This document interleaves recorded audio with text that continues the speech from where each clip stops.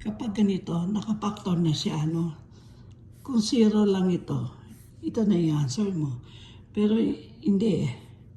Meron siyang number dito, negative 1. Dapat 0 yan. Ngayon, ito dapat ilagay natin dito. I-combine natin dito. Paano natin siya i-combine? Eh, nakapaktor nito. Di, mag-multiply tayo ulit. Gagamitin natin yung FOIL, okay? X squared plus 3x. Tapos ito, plus x plus 3. Negative 1, di ba? Di bali x squared plus 4x plus 3. O, ito na. Mag-add tayo ng 1 dito. Para maging 0, mag-add din tayo ng 1 dito. Kaya, ang answer natin dito, x squared plus 4x plus 4. 0.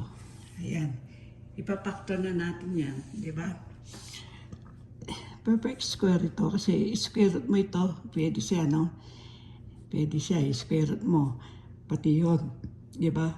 Tapos, i-multiply mo. Ibig sabihin, x. Tapos, square root mo ito is 2.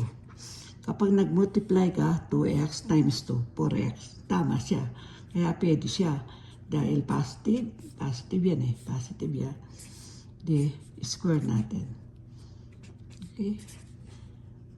Ibig sabihin, dalawang ganyan, ha? Pwedeng ganyan yan, ha? Lalagay ko lang para naintindihan nyo. Okay? Kaya x, ipapaktor natin, pares lang eh. Kaya yung value ng x natin is negative 2. Isa lang siya. Okay?